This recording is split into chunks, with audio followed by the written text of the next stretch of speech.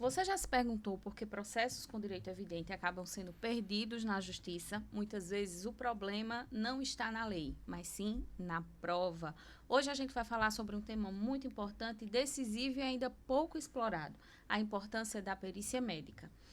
Riscos de uma prova frágil e o papel do assistente técnico dentro dos processos. Para falar sobre esse tema tão importante, nós convidamos hoje os fundadores da Statera Perícias Médicas, Dr. João Henrique, doutora Leonora Loyola Gomes. E aí o espaço está aberto para que vocês possam se apresentar, falar com o público, fazer esse primeiro momento antes das perguntas iniciais. Então, alegria, né? Um prazer enorme estar aqui hoje iniciando esse projeto e esclarecendo um tema tão relevante, né, e atual. Então, sou Leonora Loyola Gomes, como já falado, sou sócia cofundadora da Statera Perícias Médicas e vai ser uma alegria estar aqui hoje para a gente conversar sobre esse tema. Bom, um prazer muito grande, Isabel. Me chamo Dr. João Henrique e aqui nós queremos abraçar todos que estão nos assistindo para conversarmos, né, a respeito de um tema muito importante e vamos lá dar seguimento porque tem muita coisa boa por aí. Tem muita coisa boa para a gente falar. Aproveitando o espaço, eu me chamo Isabel Santos, sou jornalista e faço parte da equipe da Statera Perícias Médicas, na parte da comunicação. Então, vamos dar andamento aqui às nossas perguntas. Primeira pergunta para o Dr. João. O que é, de fato, uma perícia médica dentro de um processo judicial? Bom, quando nós falamos de perícia médica, nada mais é do que um instrumento ou uma ferramenta que o judiciário utiliza-se para traduzir termos técnicos, né, que está voltado na medicina, para o contexto judiciário, para que o juiz entenda com a sua linguagem o que significa aqueles termos médicos que está sendo avaliados, que está sendo analisados. Isso nada mais é do que uma tradução, né, dos termos médicos para o termo judiciário e é onde o juiz se baseia a partir da perícia médica. Entendi. E aí, qual a diferença entre um relatório médico comum e um laudo pericial? Bom, um relatório médico comum nada mais é do que o registro que o médico faz, não é? Que vai desde a anamnese, a um exame físico, diagnóstico, enfim, e vai até a conduta. É diferente de um laudo pericial. E o laudo pericial tem como objetivo interpretar, né? Esse é o principal objetivo do laudo médico ou da perícia médica, é justamente interpretar todos esses arcabouços que foram avaliados. E há uma diferença muito grande, né? E muitas vezes as pessoas acabam confundindo e utilizando relatório médico como sendo perícia e um não substitui o outro. Cada um tem sua relevância, né? Sendo que de um ponto de vista acadêmico, jurídico, né? O laudo, através da perícia médica, o laudo médico, ele tem muito mais valor do que um relatório médico. Entendi. E para a doutora Leonora agora, por que a perícia médica tem tanto peso na decisão de um juiz? O peso é, de fato, a dependência que o juiz tem, né, para a interpretação. Por mais que ele tenha um conhecimento técnico da lei, o conhecimento técnico do corpo humano, ele não teve uma formação para tal. Então, é de fundamental importância porque vamos traduzir através de uma avaliação, como foi dito, e passar para ele, né, de uma forma técnica médica entendível para que a partir daí ele gere a sua interpretação daquele caso e tome a sua decisão de uma forma mais justa, mais direcionada do ponto de vista médico judicial. É como se fosse uma ponte, né? O perito ele vai dar essas respostas ao juiz e ele vai ter essa interpretação de uma forma mais clara e entendível para ele. Entendi. É importante, né, existir essa base, esse apoio técnico. E existe uma neutralidade absoluta nesses processos? Eu costumo dizer que neutralidade absoluta não existe, porém existe uma imparcialidade, certo? Através dessa análise técnica, científica, direcionada, através dessa avaliação dentro de um contexto médico, baseado em evidências, com bibliografias ali que respaldem, essa avaliação ela vai ser direcionada para dar julgamento, para dar entendimento ao juiz não de uma forma totalmente neutra, mas ela vai direcionar aquilo que realmente aconteceu, se houve casualidade dentro daquelas alegações, dentro de um contexto, de um ponto de vista médico-técnico, para que a lei seja aplicada, né, aí dentro desse contexto. Então, neutralidade absoluta não. Imparcialidade sim, porque se tem o comprometimento, né, de provar técnica e cientificamente quem tem ali nexo causalidade dentro das suas alegações. Entendi. Doutora Leonora, ainda para a senhora. Por que processos com direito evidente acabam sendo perdidos por falhas na prova pericial? É justamente um ponto bem corriqueiro, comum, que acontece justamente por isso. Por essa avaliação técnica não ter sido bem elaborada, não ter sido realizada de fato por um profissional que tem o conhecimento técnico, o advogado, o juiz, eles têm conhecimento perante a lei. Então, conhecimento técnico judicial. Quando a gente vai, né, falando em uma linguagem mais simples, entender a formação, a conformação do corpo humano, o que gerou aquele dano dentro de um contexto que a lei também pode ser transversalizada, às vezes ficam as falhas de interpretação. E é justamente aí o papel, né, do perito médico. Ele vai traduzir de uma forma entendível aquilo que tecnicamente ele tem a capacidade e a formação para gerar, né, esses quesitos, né, são questionamentos dentro de um ponto de vista técnico-médico que vão dar clareza, judicialmente falando, a quem vai o interpretar. Então, tanto a parte autora quanto a parte réu, eles têm, né, como ter essa assistência justamente para dar essa clareza e essa riqueza, né, de deixar que esse processo passe por algumas falhas quando não se tem esse profissional direcionando essa parte. Entendi. Doutor João, a prova médica pode ser mais determinante do que a própria argumentação jurídica. Explica para a gente mais. Pergunta excelente, né? Porque nós temos que partir do princípio para entender que a argumentação jurídica depende da prova médica. Então, quando a prova médica é falha, quando ela tem lacunas, como aqui a doutora acabou de explicar, então não se tem o advogado, ou quem ali está, as partes, não tem como fazer uma defesa, né? Não tem como fazer uma contestação de forma adequada. Né? Eu gosto de dar muitos exemplos práticos para que as pessoas entendam, os que estão em casa agora entendam. Por exemplo, uma pessoa que passou por uma perícia do INSS, a perícia foi negada, ela agora vai passar por uma perícia judicial, onde na esfera federal agora vai entrar esse processo. E o que é que acontece muitas vezes? Isso é o curso normal. Né? Quando uma perícia é negada no INSS, o advogado ali ele já entra diretamente na esfera federal contra o INSS. Né? No INSS passa a ser réu e aí, no caso, o autor passa a ser aquela pessoa que está dando entrada no processo. Mas muitas vezes esse laudo ele é tão vazio de informações que muitas vezes o advogado não quer nem entrar. Né? Ele não quer nem argumentar, não quer nem levantar quesitos. Por quê? Porque não tem informações, é um laudo vazio. É um laudo que não comprova nexo de causalidade, é um laudo que não comprova a doença, é um laudo que não comprova a classificação daquela doença, é um laudo que não diz o quanto isso vai impactar, por exemplo, no trabalho da pessoa. E o advogado muitas vezes diz, não, nós não vamos nem entrar, porque ele já sabe que aquilo ali é uma causa perdida.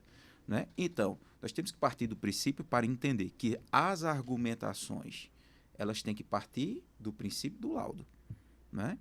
E muitas vezes essas argumentações que são levantadas não é porque a pessoa não tem o direito, é porque muitas vezes a prova técnica, como acabou a doutora de explicar aqui, é falha, é fraca, tem lacunas, né? E o advogado fica até sem argumentos, né, para poder levantar ali pontos importantes, porque esse laudo realmente é muito falho, é inconclusivo muitas vezes, certo? Entendi. Então, esse ponto é muito importante. E, assim, dentro dessa observação, desse âmbito geral que o senhor trouxe, em que momento do processo esse erro costuma acontecer? Na origem, na análise dos fatos.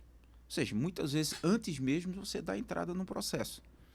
Né? É aí onde entra o trabalho do perito médico, é aí onde entra um trabalho de excelência, com análise técnica dos casos, levantamento dos documentos, levantamento das provas, levantamento dos quesitos, que são... As pessoas às vezes têm uma dúvida, o que são quesitos? São perguntas que são levantadas, né, para que aí seja respondidas caso a pessoa vá passar por uma perícia judicial. Então, antes, na origem desse processo, é aí muitas vezes que é falho, né? E assim, eu tenho uma frase que eu sempre uso, que o sofrimento está entre a expectativa e a realidade. E muitas vezes a pessoa vai dar entrada em um processo e tem uma expectativa que aquele processo vá ser deferido, né? Que vai ter um benefício ali através da conclusão do magistrado. Mas muitas vezes o sofrimento está entre a expectativa e a realidade. A pessoa apresenta um laudo, né? Está lá o nome do paciente, está lá a doença, o CID, a data e a assinatura do médico, né? Então, veja, é um laudo que não tem comprovação de nada. Então, nesse cenário, né, onde é que está a maior falha? É antes mesmo de dar início no processo. Então, a gente faz o levantamento de dados, levantamento de quesitos, levantamento de prova, comprovação do nexo causal. Existe a nossa análise médico-legal e a nossa conclusão, né, de acordo com o que nós estamos avaliando. Entendi.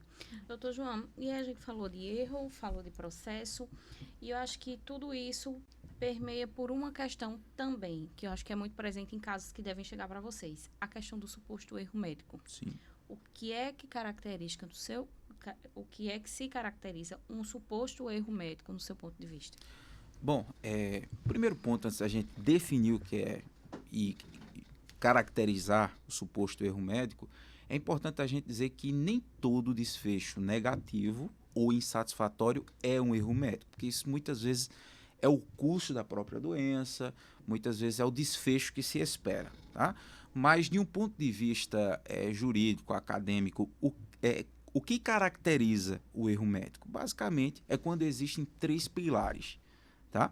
Uma ação ou omissão de um profissional médico, tá certo? Essa ação ou omissão, né, que aí entra 3 termos importantes, que é a imperícia, né, quando a pessoa faz aquilo que ela não tinha capacidade para fazer, né, a imperícia, a negligência e a imprudência, tá? Então, muitas vezes, quando há esses 3 pontos aqui, que está entre a ação ou a omissão do profissional, elas têm que estar interligadas a mais 2 pilares, que são o quê?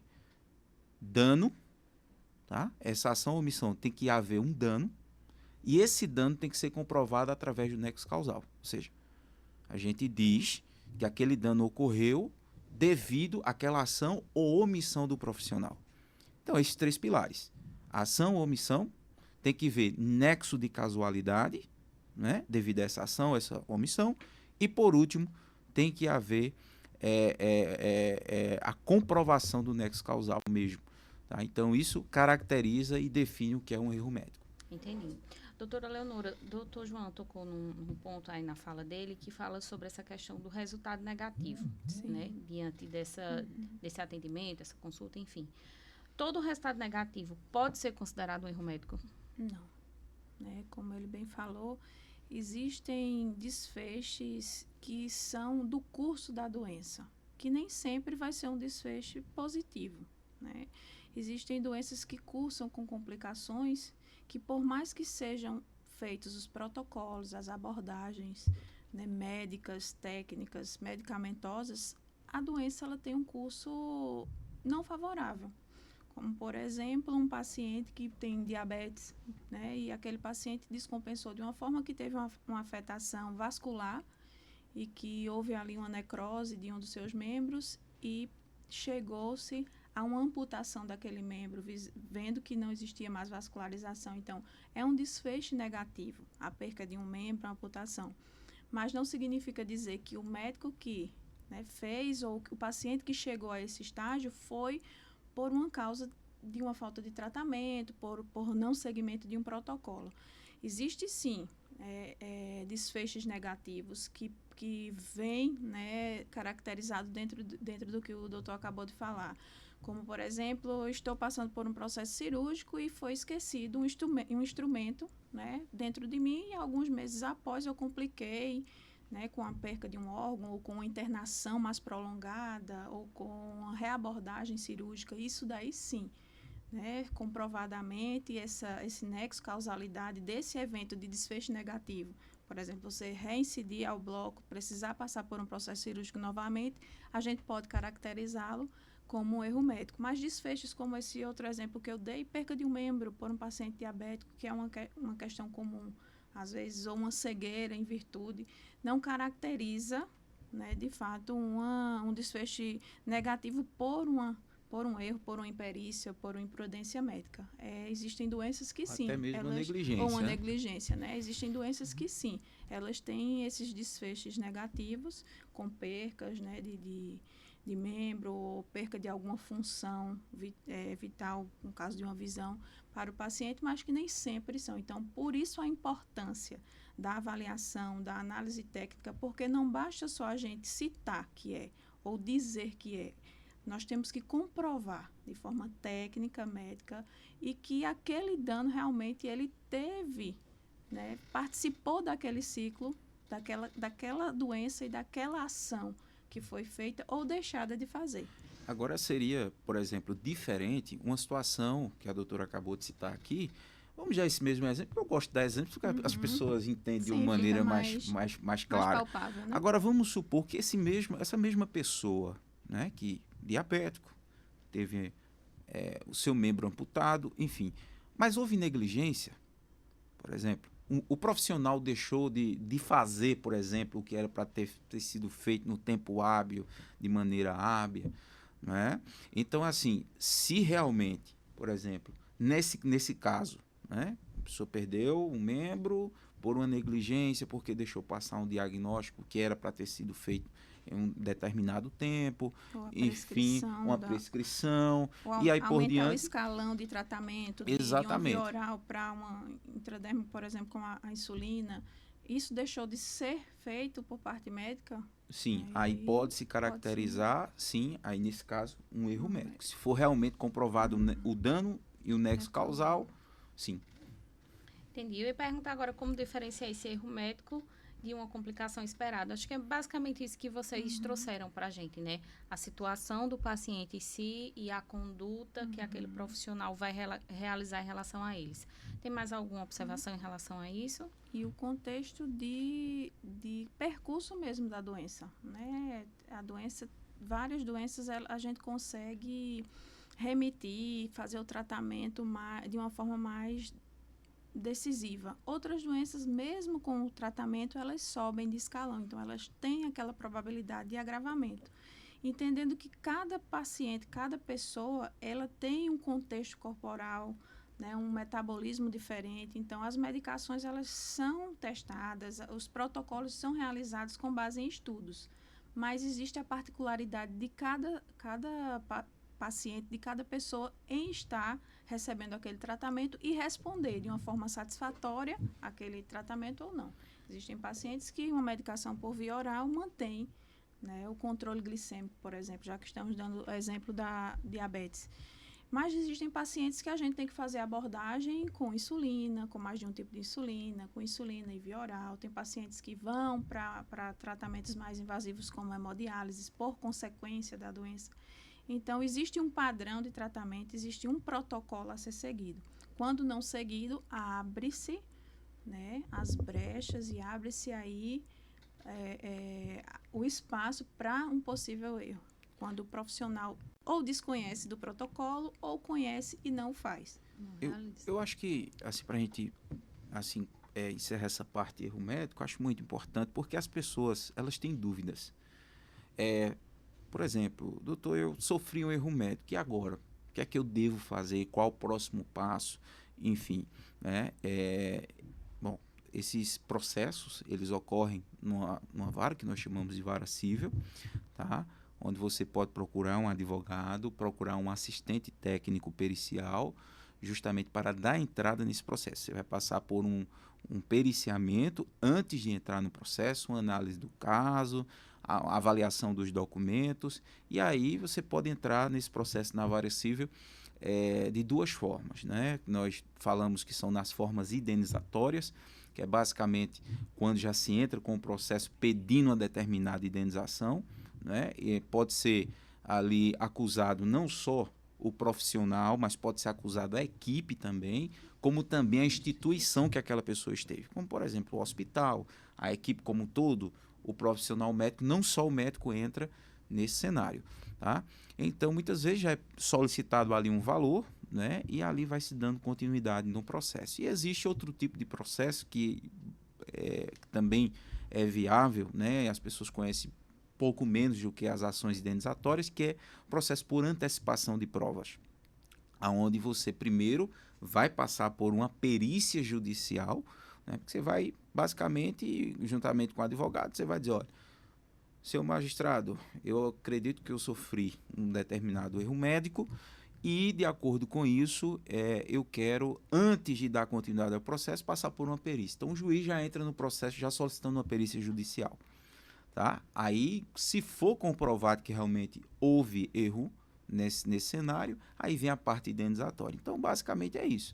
Existem dois tipos de ação indenizatória por antecipação de provas, e é dessa forma que ocorre até ter a conclusão do magistrado. Entendi. A gente muito falou aqui sobre processo, né? Processo.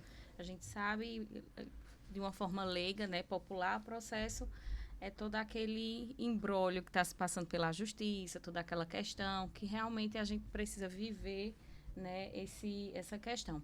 Mas qual é o papel do assistente técnico dentro de um processo, doutora Leonora? O papel do assistente técnico dentro de um processo, ele vai atuar para as partes, para a parte que o contratou, para a parte que solicitou essa assistência técnica.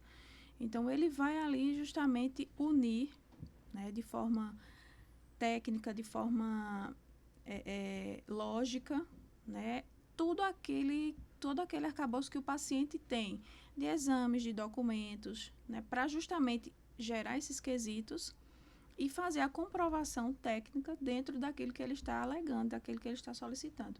Então, o assistente técnico, ele tanto pode ser solicitado por parte do réu ou do autor do processo, e ele vai justamente viabilizar essas provas, organizar de forma lógica, demonstrando, né, a maior efetividade de conclusão positiva para a parte que ele está atuando. Então, ele não é que ele vai tomar partido ou que ele deixa de ser imparcial, mas ele vai buscar evidenciar, né, de forma técnica aquilo que o seu paciente, que o seu cliente tem para justamente comprovar se houve, se não houve. Então, a assistência técnica por parte do réu, ele vai agir de acordo com os quesitos e questões que aquele réu vai dar em defensiva, e se ele for parte assistente técnica por parte do autor, ou seja, daquele que está acusando aquele profissional, ele vai fazer o mesmo, só que na parte do autor. E assim, é importante a gente dizer que o assistente técnico, seja de ambas as partes, ele acompanha todo o processo. Inclusive, ele pode acompanhar a perícia judicial, gerar né? impugnações. Gerar impugnações Exatamente. após, por exemplo, né? Saiu um laudo do perito judicial e o assistente técnico avaliou que aquele laudo ali, por exemplo, faltou informações, ou que o profissional ali deixou lacunas, não respondeu aos quesitos. Então, ambas as partes, seja o assistente técnico, ele pode pedir a impugnação desse laudo, né? Pode provocar o magistrado, porque o magistrado, ele vai ter, o juiz, ele vai ter a sua decisão de acordo, não com aquilo que a gente fala, mas com aquilo que é provado. Exatamente. Tá? Então, qual é a prova que o juiz tem? É a prova pericial. É o laudo, é a avaliação. É o laudo. Então, você, Isabel, você imagina, por exemplo, ontem eu estava refletindo sobre isso. Por exemplo, o que acontece muito é que uma parte apenas tem assistente técnico, o outro não tem. Né? Então, é uma desvantagem muito grande dentro de um processo. Qualquer processo que envolve um laudo médico. Tá? Por exemplo, um empresário... Quero aqui dar um exemplo. Por exemplo, um empresário que está sofrendo um processo trabalhista. E ali, aquele trabalhador, com todo o seu direito, ele vai, ele leva todas as suas comprovações, passou já pela uma análise refinada, vai com seu assistente técnico, e muitas vezes o empresário chega lá com o parecer do médico do trabalho, que não tem esse peso, né, que um assistente técnico pericial tem dentro de um processo. Então a desvantagem é muito grande. Né? A desvantagem é muito grande, ou vice-versa. Ou, por exemplo, um trabalhador que vai dar entrada contra uma empresa, a empresa tem um assistente técnico pericial e o trabalhador não tem. Então a desvantagem é muito grande. Certo? Então isso aí é muito importante a gente falar da função, né? Porque é o que eu percebo na prática do dia a dia, que muitas vezes as pessoas não sabem que existe essa viabilidade, existe. Né? Ela tem que ser entrada em conjunto já com o advogado no início do processo, justamente para que ambas as partes tenham esse direito, tá? Seja o autor, seja o réu no processo, e possam ter um esclarecimento de uma maneira, como a doutora falou, científica, baseada naquilo que ele está avaliando. Inclusive, ele pode ir até a favor da perícia judicial, de acordo com o seu parecer. Tá? Então, isso é muito importante. E acho que vocês já devem receber bastante essa pergunta. Se o trabalho de vocês é tal qual do perito judicial, o que é que faz a diferença do assistente técnico para o perito judicial? Bom, o perito judicial, como a doutora já falou, ele é totalmente imparcial. Né? Ela explicou a diferença, acho, do termo entre neutralidade e imparcialidade. Ele é imparcial. Tá? Então, o que é que ele vai fazer? Quando o perito judicial ele entra na causa, ele entra para responder quesitos. Ele entra para responder os quesitos do juiz, ele entra para responder os quesitos do autor e ele entra para responder do réu. Tá certo? Então, essa é a função. Ele é imparcial. Outro ponto importante é que ele é nomeado pela pessoa do juiz. Pela pessoa do juiz. Então, o juiz né? ele vai, muitas vezes até sorteado, né? O juiz ele tem o seu perito. Ou através de, por exemplo, da sub-área médica que ele atua, não é necessário que seja um especialista, mas se é uma causa ortopédica e o juiz tem dentro do seu grupo de peritos um ortopedista, então ele, né, deriva aquele periciamento para aquele que tem aquela formação mais Isso técnica. aí é um perito judicial. É diferente, por exemplo, do assistente técnico, como nós acabamos aqui de explicar, que aí ele pode entrar junto com ambas as partes, seja autor ou seja réu. Né? E o engraçado é porque, ou ao mesmo tempo reflexivo, quando você entra em um processo que entra sem esse profissional, então você já entra numa desvantagem muito grande. Porque você imagina, Isabel, por exemplo, o advogado está lá pronto de um ponto de vista jurídico, para responder aquilo ali. Mas, muitas vezes, de um ponto de vista médico, não tem um conhecimento técnico médico para responder. E é justamente onde o assistente técnico ele consegue unir justiça com medicina. Eu vejo a assistência técnica assim como algo fundamental, um investimento fundamental de ambos que estão ali participando de um contexto processual. Porque a presença do assistente técnico, ele pode dar uma celeridade, né, ao processo de uma forma muito assertiva. Então, ao invés de você estar ali recorrendo, passando de esferas, de instâncias judiciais, quando você já adentra o seu processo com assistência técnica que vai ali lhe acompanhar, então eu vejo como algo muito positivo, algo que você investe de uma forma positiva para você, em todos os âmbitos. Diminui o sofrimento, né, entre a espera, diminui a frustração. Então, é algo que, assim, não é tão colocado em prática, mas é um direito que as partes têm de eleger um assistente técnico para lhe dar auxílio durante esse seu contexto processual que você está movendo. E mediante aí a análise de vocês, essa questão do assistente, né, técnico pericial, vocês acreditam que esse tipo de profissional ainda é pouco utilizado pelos advogados? Sim, é pouco utilizado e muitas vezes pela até uma falta de conhecimento de quem está entrando ali com aquele processo, seja autor, seja réu, certo? Então, assim, o que nós hoje percebemos é que cada vez mais, né, as pessoas estão procurando esses esclarecimentos, né, e estão procurando justamente fazer justiça, né, comprovação de maneira adequada, de maneira científica, de maneira que possa realmente esclarecer ao juiz aquilo que ela está querendo dizer. Outro ponto muito importante quando nós falamos de assistente técnicos, né, é que nós aqui na Statera Perícias Médicas temos esse diferencial, porque nós somos tanto perito, né, do juiz, né, nós somos peritos judiciais, somos nomeados para os processos judiciais e somos também assistente técnicos, né? Então nós sabemos Os dois lados da moeda. Sabemos como os dois lados da moeda ela funcionam, né? E isso aqui é muito importante. A única questão, por uma questão ética, obviamente, aqueles casos que nós somos assistente técnico, se fomos nomeados pelo juiz, aí nós, no caso, falamos ao magistrado que nós já temos essa pessoa como, né, como um cliente nosso e que nós não podemos assumir a causa.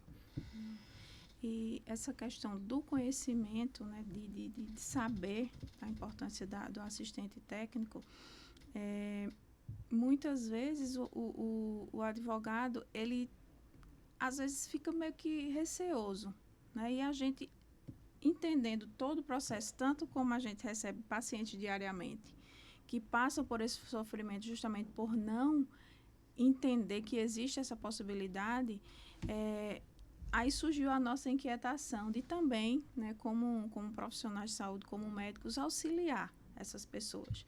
Então, um dos objetivos, um dos propósitos da Statera é justamente esclarecer, né, deixar isso claro, se fazer conhecer, tanto para a população em geral, para os autores e para a réu, como também para a parte jurídica, né, para os advogados em si, que existe essa possibilidade e que a união, né, dessa assistência técnica com o trabalho da advocacia pura em si, isso gera, assim, viabiliza muito. Eu acho que a gente, quando se disponibiliza a realização de um projeto, a gente sempre em servir o outro, né, em dar ao outro a possibilidade de dar o fechamento daquilo que ele... a importância que tem aquilo na vida, de transformar a vida dele.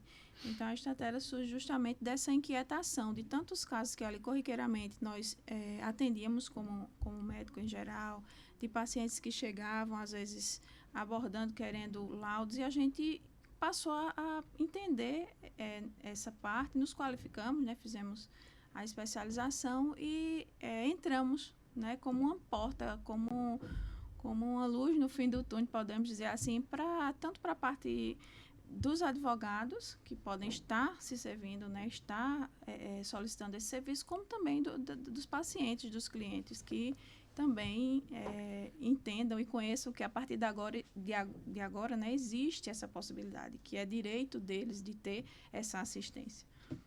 Que vai muito mais além do que um laudo simples, né? Exatamente. E a gente vê aí, o doutor João sempre anda com a sua pastinha, com o seu laudo robusto aí, 40 páginas.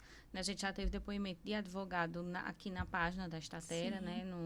No @Statera Perícias Médicas, falando que como ficou surpreso com o estilo do laudo, né? Como ele diz lá no vídeo, muito bem harmonizado, robusto, né? Cheio de informações. Então, ali, quando um juiz se depara com aquele tipo de informação, é muito mais fácil para ele entender o processo como um todo, não é? Exatamente. Todas as questões que permeiam em relação àquela pessoa, né? E aí, uma questão que eu gostaria de perguntar. Vocês sempre falaram assim, quando você entra num processo sem uma orientação especializada, você já entra perdendo, já entra fraco. Então, em que momento? Porque a gente vai ter situação de gente que já entrou na justiça, vai recorrer. A gente tem situação de pessoas que ainda vai entrar, a gente tem situações de advogados que já estão acompanhando, mas não conhecem o trabalho da Statera, por exemplo. Então, em que momento, se existe um momento certo para essa assistência acontecer?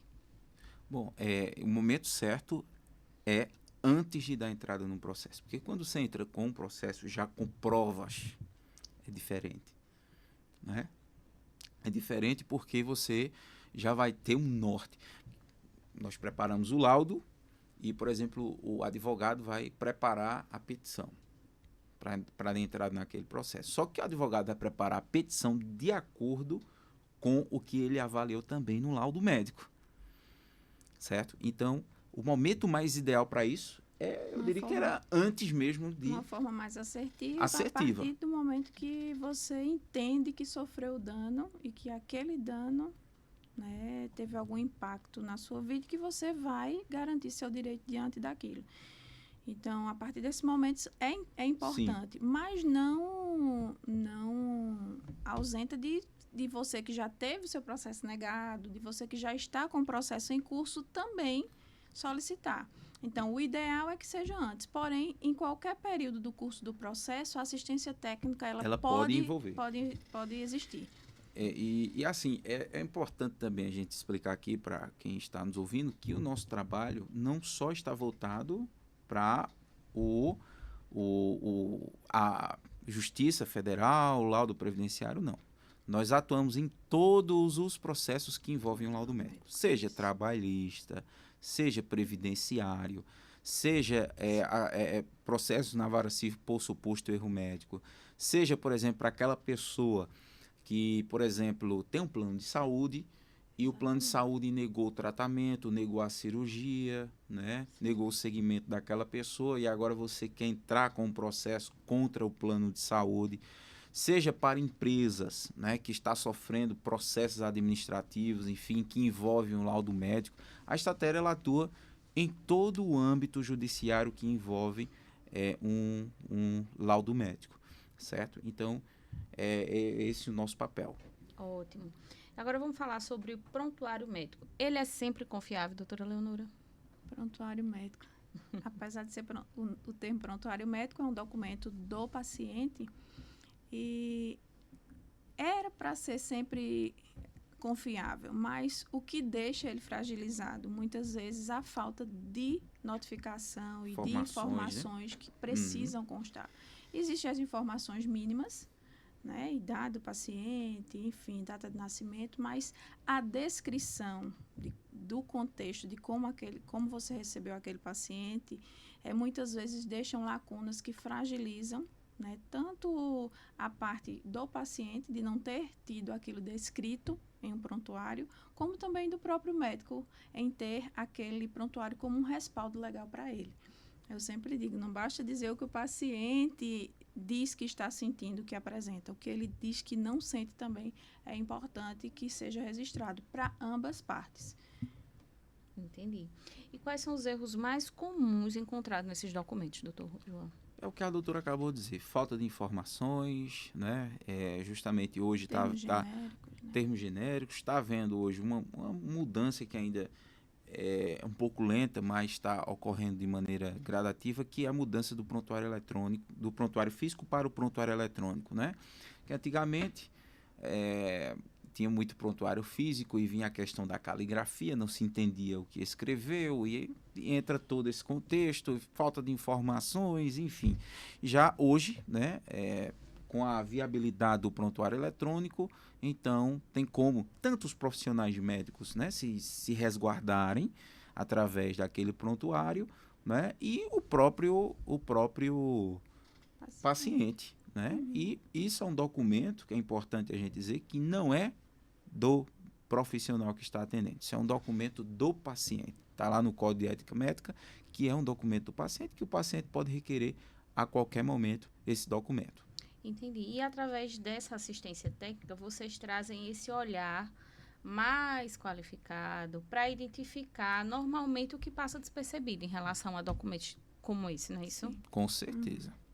Com certeza. Essa avaliação tanto do contexto documental, do prontuário, como, por exemplo, outras informações de câmeras, tudo isso a gente, dentro desse contexto de assistência técnica, a gente visualiza a cena, digamos, podemos dizer assim, como um todo.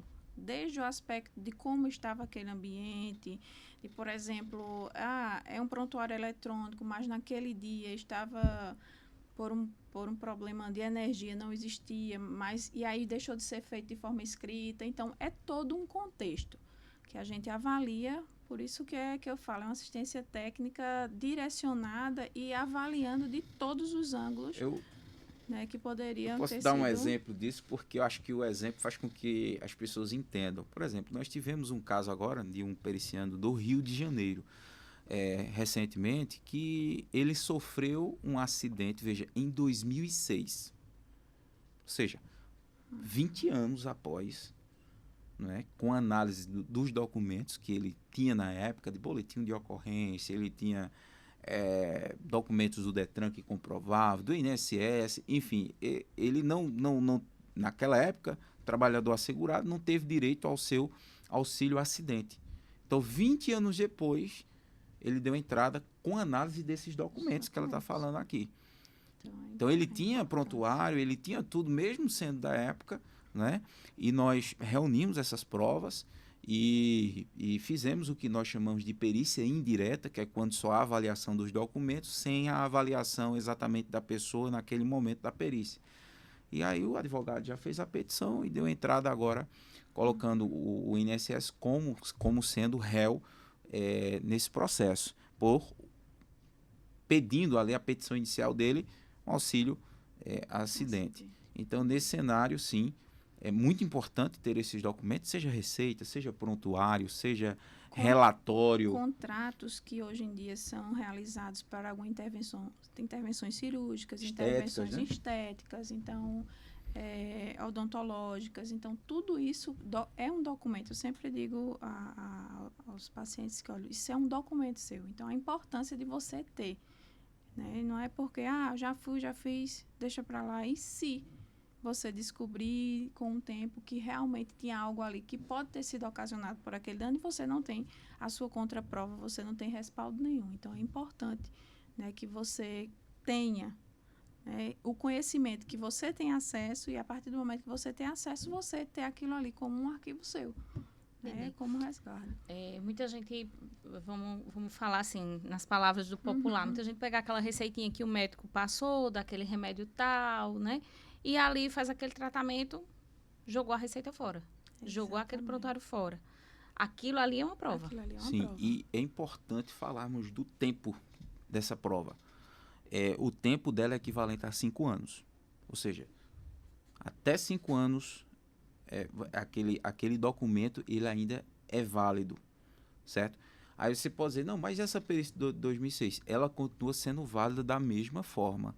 Estou falando que o tempo de ser um documento ativo, a partir do momento que a transição você entre entende, ativo e passivo isso, é 5 anos. Ele vai valer como prova pro resto da vida, certo? Mas de atividade mesmo a partir do momento, 5 anos. Pronto, esse caso do Rio de Janeiro, né? Há 20 anos atrás, ele passou e tem sequelas até hoje em virtude desse acidente. Porém, no período que ele teve, ele não foi ressarcido, ele não teve o direito dele garantido, que era o auxílio acidente. Então, hoje, a partir do momento que ele deu entrada, ele tem 5 anos para ele dar essas documentações que ele tinha do tempo, e também ele pode gerar, né, outras provas, outros exames do momento atual, que inclusive pode ter sido agravado esse problema em virtude daquele ponto, mas foi há 20 anos atrás. Entrei com o processo hoje, tenho 5 anos para que esse processo ele corra em justiça, e no decorrer desses 5 anos, tanto as documentações que na época do sofrimento do evento eu tinha, quanto as que eu vou, né? Às vezes a gente precisa realizar outros exames de imagem, de sangue, enfim. E aí isso também entra como comprovações nesses casos. Entendi. E... Quer falar, doutor? Não, tranquilo. E, doutora Leonora, qual seria o maior erro dos advogados ao lidar com a prova médica? O maior erro dos advogados ao lidar com a prova médica é... Agora me pergunto. Qual seria? Responda essa daí. Pode perguntar novamente? Qual seria o maior erro dos advogados ao lidar com a prova médica? Certo. O advogado, ele tem um conhecimento técnico das leis, como nós já falamos aqui no início. Mas ele não tem um conhecimento profundo referente à parte da medicina, que o médico ele passou 6 anos de formação, enfim, tem as formações complementares. E nesse cenário o médico consegue dominar, né? Consegue dominar os termos, consegue dominar a doença, consegue dominar a classificação da doença, o grau de incapacidade e aí por diante, certo? Então, nesse cenário, né, o advogado, quando ele entende que ele pode ser um parceiro justamente com o médico, com o assistente técnico, então, assim, faz uma união muito boa e a chance de sucesso aumenta muito. Porque as linguagens ali vão se convergir, né? Sim, com certeza. O que o advogado vai entender em relação ao processo vai unir com o que o médico Exatamente. tem para dar de base a esse processo. Importante, Geise, que assim, por exemplo, nós vamos dar entrada no processo, juntamente com o advogado, nós discutimos com o advogado antes. Né? Ontem mesmo, pela manhã, tive reunião com o advogado, justamente a gente discute antes. Ele vai dar a visão jurídica dele, do que ele acha, e nós vamos ali acatar aquilo ali, vamos entender melhor, né, de um ponto de vista médico-legal agora, para a gente fazer essa união, essa parceria, né? Então, ambos têm a sua importância e, obviamente, quando se trabalha em conjunto, né, a chance de sucesso aumenta muito. Entendi. Então, vamos agora voltar para a linha de pensamento do paciente. Esse paciente, ele pode contestar uma perícia médica? Olhe, com certeza, pode sim. Tá? Principalmente as perícias judiciais. Ele pode contestar.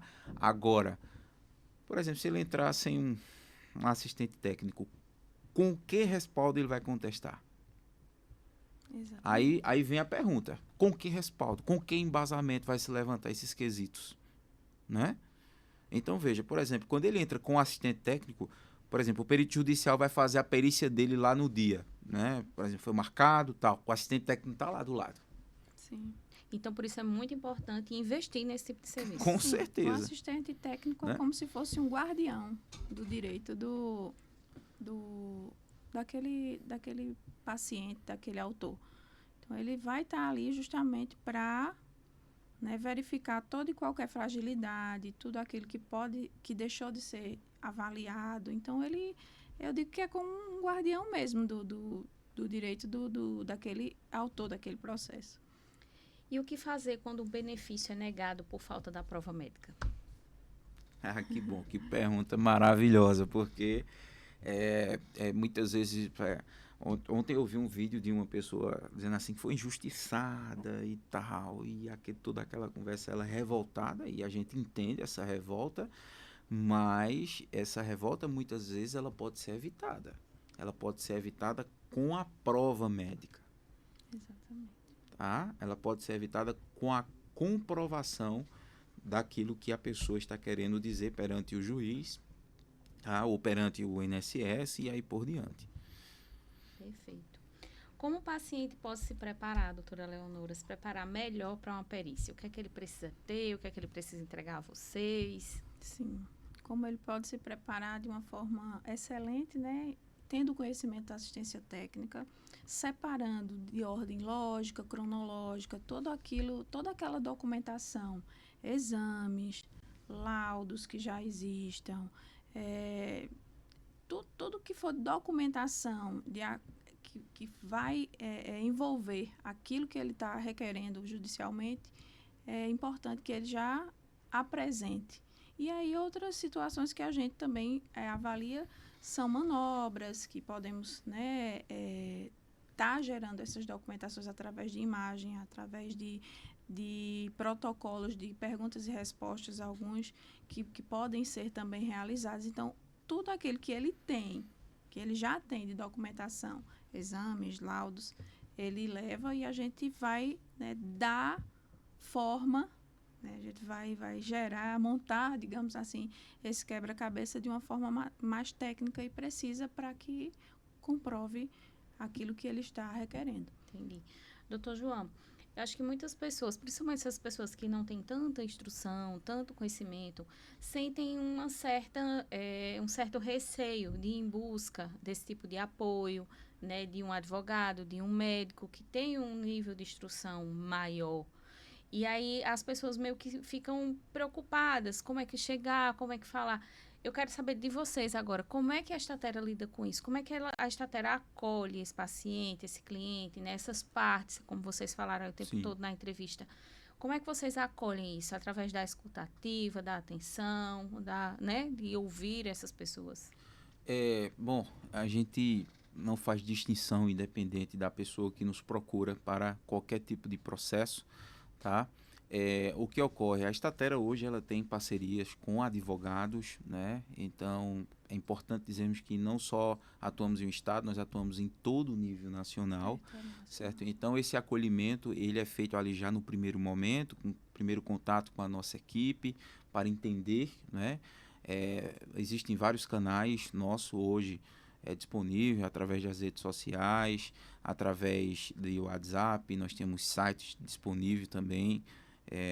E justamente uma vez que a pessoa entra em contato conosco, nós fazemos acolhimento, entendemos a situação daquela pessoa, entendemos se ela já deu entrada, se não, em que parte está o processo, e aí por diante, tá certo? Vamos entender se essa pessoa já tem um advogado, né, para dar entrada naquele processo. Muitas vezes pedem indicações, doutor, indica um advogado. Muitas vezes nós temos na nossa carteira aqui de advogados, nós temos pessoas que são parceiras nossas justamente para viabilizar esse processo. Entendemos, acolhemos, observamos em que grau está, né?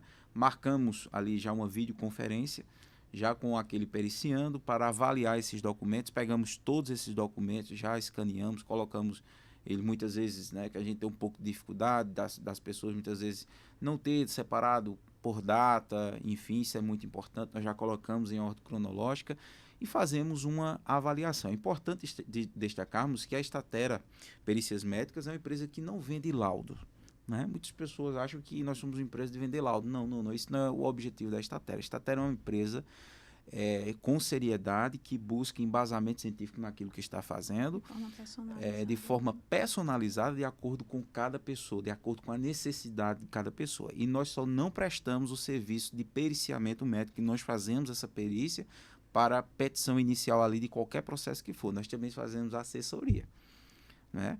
Então, por isso que a Statera Perícias Médicas é assessoria, que justamente nós damos assessoria a advogados, nós damos assessoria a ambas as partes, né? Seja autor, seja réu, assessoramos empresas que querem também, seja empresas de plano de saúde que sofrem todos os dias diversos processos, né? Relacionados ao seu segmento, seja o processo trabalhista, que ali a pessoa queira dar entrada em um processo trabalhista, a parte da empresa ou a parte do autor, que no caso seria o trabalhador. Então nós prestamos todo o tipo de periciamento, fazemos o acolhimento dessas pessoas, seja ela que tenha entendimento ou não. Para aquelas pessoas que tenham menos entendimento, nós vamos ali dando as orientações, nossa equipe é preparada para isso. Tá? Exatamente, essa ponte, essa comunicação, esse acesso, ele é viabilizado de modo que desde a pessoa menos instruída até o mais instruído, ele possa ter esse acesso de acordo com aquilo que ele domina. Então, como ele falou, temos o site, através do site tem aquele atendimento online, temos através do Instagram, e quando a pessoa... Temos através do WhatsApp, que é algo que, assim, Facebook é utilizado. Então, nós temos essa interação com o solicitante do nosso serviço de uma forma que ele tenha esse acesso com o mínimo de barreira possível. Marcamos videochamada, se a pessoa não se sente à vontade com a videochamada ou não tem um notebook ou um celular com câmera, de repente, a gente faz ligação. Então, temos esse segmento, esse acompanhamento de esclarecer, de prestar o serviço de uma forma que diminua, né, as barreiras que possam existir. O importante é ter acesso ao serviço Exatamente. que a Statera Perícias Médicas oferece. Então, a gente está se encaminhando aí para o final do nosso programa, né?